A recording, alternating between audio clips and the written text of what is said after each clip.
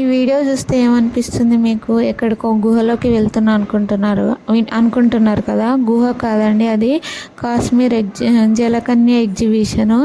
Kashmir జలకన్య exhibition అంటే బయట నుంచి చాలా బాగుంది, లోపలికి వెళ్దామని వచ్చాము. చాలా బాగుంది, సేమ్ కాశ్మీర్ లాగానే బాగుంది. సో మొత్తం స్నో పడ్డట్టు మొత్తం సెట్టింగ్స్ అరేంజ్మెంట్ చేశారు, చాలా నచ్చింది. మా దగ్గరలో పెట్టారు ఈ ఎగ్జిబిషను.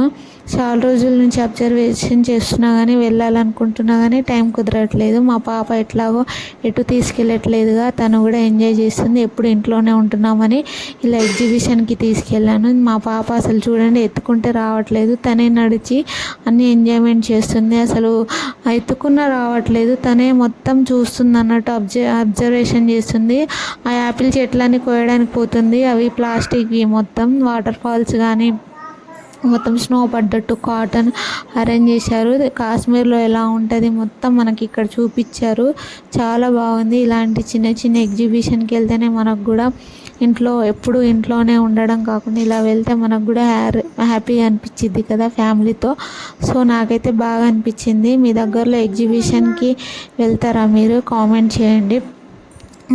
ఈ వీడియోలో మీకు వీడియో నచ్చినట్లయితే లైక్ చేయండి, సబ్స్క్రైబ్ చేయండి, షేర్ చేయండి.